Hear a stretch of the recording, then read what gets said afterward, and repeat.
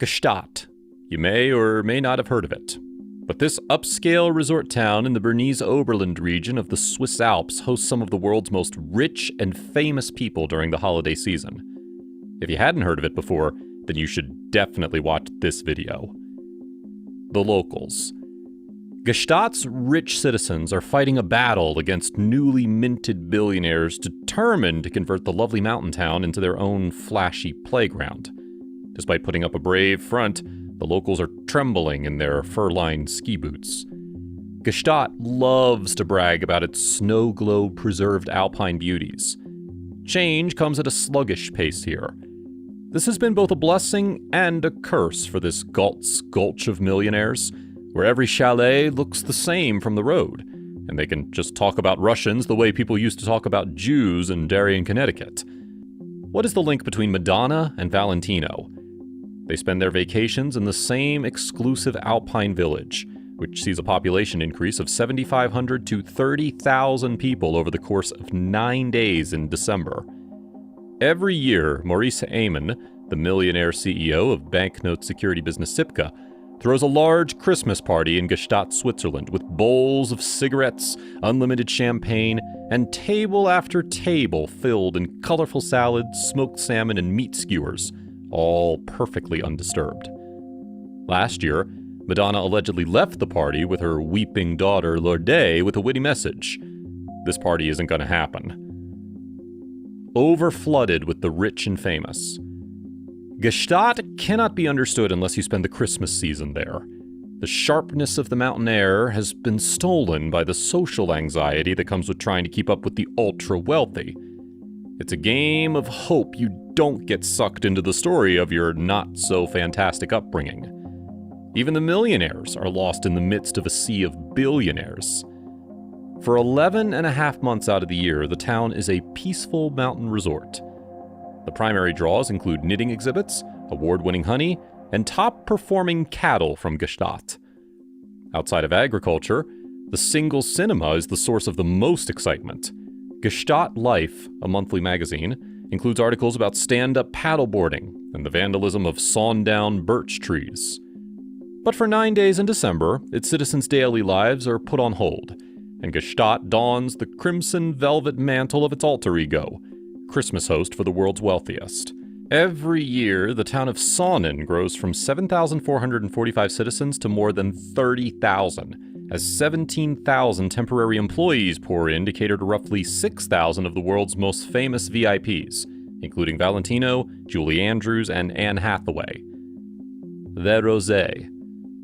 Gstaad was largely recognized as the next best thing to St. Moritz until 1916. Despite lacking St. Moritz's nightlife and Olympic legacy, Gstaad does have one thing that St. Moritz does not: Le Rosé.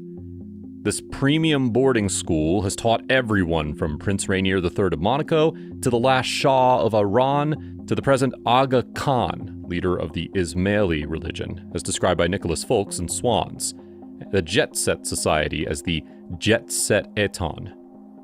A winter campus in Gstaad is one of the benefits of tuition costs of $110,000 a year. Palace Hotel. Gstaad gradually became renowned as the most exclusive of Alpine towns, and the affluent and famous began to spend their festive holidays here. Gstaad features a palace hotel similar to St. Moritz. It was praised as the sole alternative for jet-setters who do not have the luxury of having their own chalet, as it's owned and operated by the Schertz hotelier dynasty. Each season it is completely packed, with bookings coming in as far in advance as 3 years. Christmas is frequently celebrated in the hotel's suites, which have a tree and seasonal decorations, or in one of the hotel's 5 restaurants, which are all overlooking an 18-foot fir in the lounge. The palace lies at the heart of Gstaad's peculiar dual identity. It's a stone castle perched atop the town, with views of the calm streets below. The palace leads down to the town promenade, which is lined with Louis Vuitton, Hermes, and Troy Palms retailers. The Hotel Olden, a famous hangout from the 1960s, lies at the far end, with a classic front that makes it appear more like an old-fashioned Swiss restaurant than a hotel. Taxi Simon. The station pulls in a tiny army of staff who must spring into action to cater to the Christmas season's guests. Workers in Gstaad come from the neighboring town of Launen, which has a population of 812. Many of them are drivers, since the number of automobiles on the road over the holidays increases from the typical 700 or so to more than 3,000. The Christmas season is a time of little sleep for Taxi Simon, a family-run business. According to owner Mario Simon, during the year they have 2 full-time employees and 2 part-time employees. But during peak season, that number jumps to 20. And even that isn't always enough. They have agreements with other limousine service businesses in Switzerland to bring in more Mercedes Vianos and automobiles to accommodate the visitors. The hotel staff. The personnel at the palace are required to keep its visitors' identities hidden while discreetly tending to their requirements. It's a mini-city in and of itself, with requests ranging from daily massages to one-on-one yoga sessions and fresh organic goat milk. According to guest relations manager Barbara Branco-Scheiss, there are no vacations or days off during the Christmas season. Hotel employees generally work 13 to 14-hour days. Christmas is frequently celebrated on December 28th, the last day before New Year's Eve. The hotel has more than 200 staff rooms to service 104 guest rooms, and the workforce grows from 50 to 300 in December, all there to play their part in the production of making Christmas, well, the loveliest time of the year.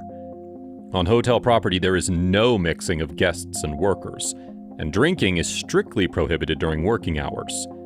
On Christmas Eve, the norm is breached when employees are served steak frites with wine instead of water. Electricity.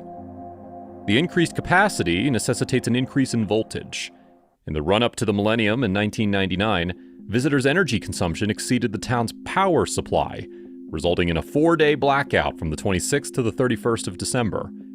There are now 300 backup generators taken out of storage for the winter season. Lucia, the palace's head of operations, recounts the romanticism of the lack of power, candlelit meals, but adds that the staff at the resort had to resort to handwritten receipts and worked extra time to catch up in the early days of 2000. Les Rosés grads. The students and graduates of Les Rosés are positioned in the center of the famous VIPs and the working people of Gstaad. The town is like a second home to them. Alexander Putman, a Les Rosés graduate, has spent every Christmas since he was a youngster in Gstaad. Gstaad, he adds, is like family to him. It's a great, calm spot for family vacations, a place where he doesn't have to go out, where he doesn't have to ski too much, and where he can truly spend time with his inner circle.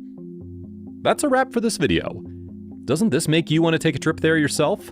Let us know in the comments below. Make sure to give this video a thumbs up and subscribe to our channel for more videos like this. See you in the next one.